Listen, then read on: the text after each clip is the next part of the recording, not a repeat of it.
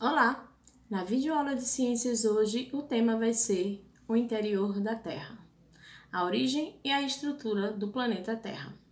Então, o que acontece? Sabemos que o nosso planeta Terra é o terceiro do sistema solar e, pelo fato dele sofrer grande pressão e altas temperaturas, ainda não foi possível fazer uma viagem até o seu núcleo.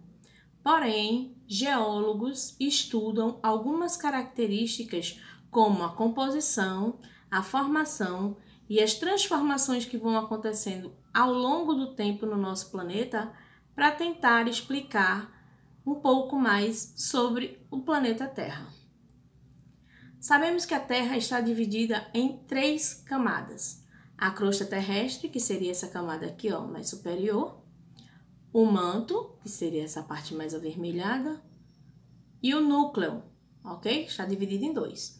Então, na parte da crosta, a crosta está dividida em crosta continental, onde estão localizados os continentes, e a crosta oceânica, aonde fica abaixo dos oceanos.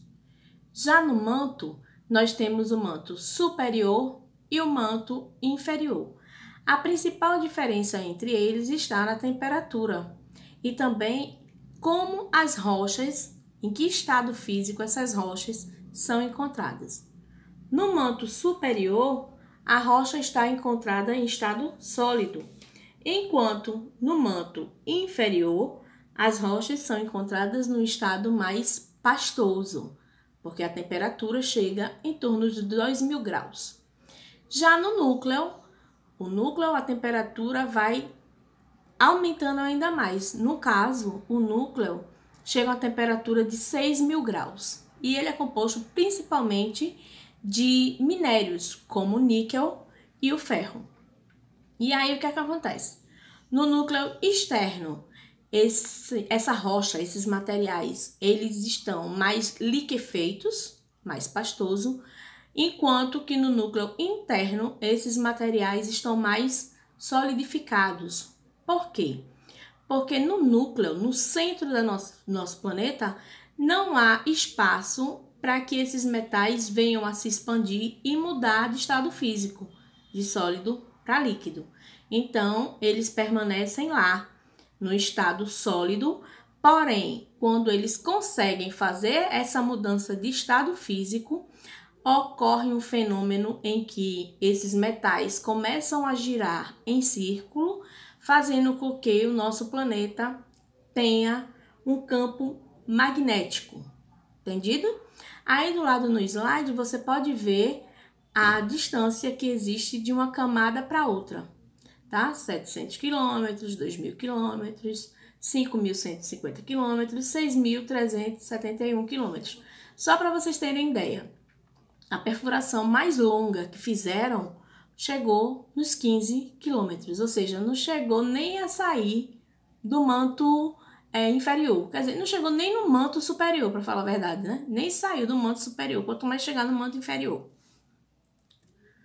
E aí a gente vê que a crosta terrestre, ela está dividida em solo.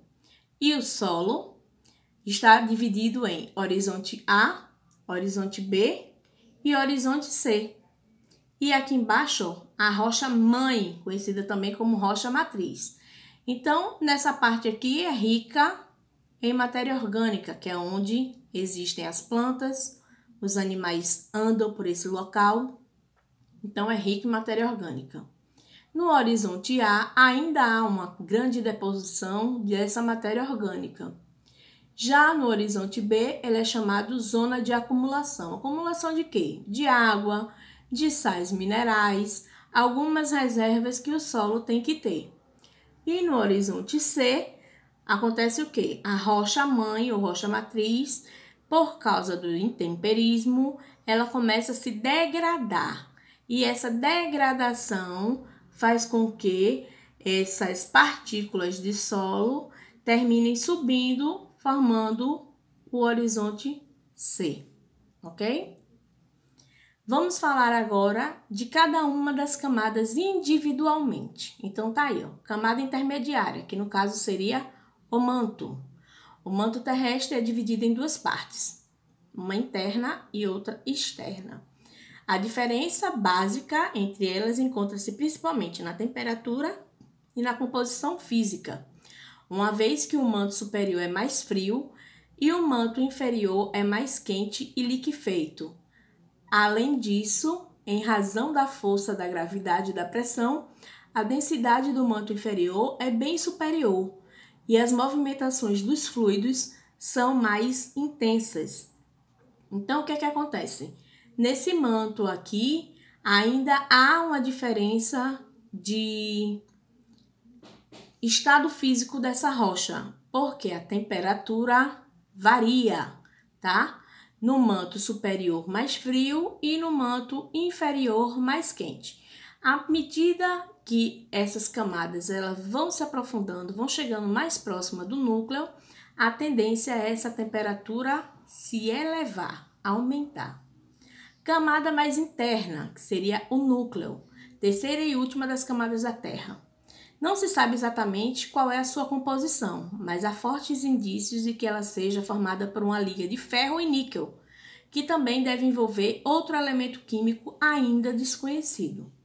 O núcleo externo encontra-se no estado líquido e o interno no estado sólido, em virtude da influência da pressão interna do planeta sobre ele.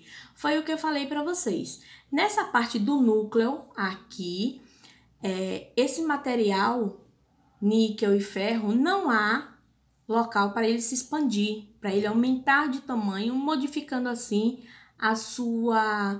o seu estado físico, a sua composição química não, mas o seu estado físico, sair do sólido para o líquido, sair do líquido para o sólido. Então, o que é que acontece?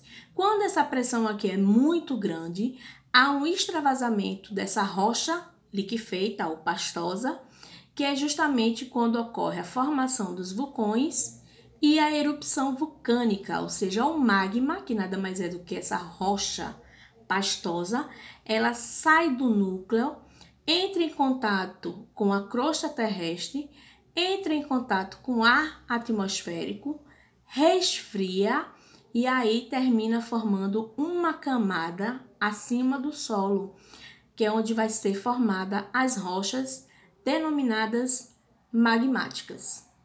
E aí, gostaram da aula? Pois é, por hoje a aula de ciências termina por aqui.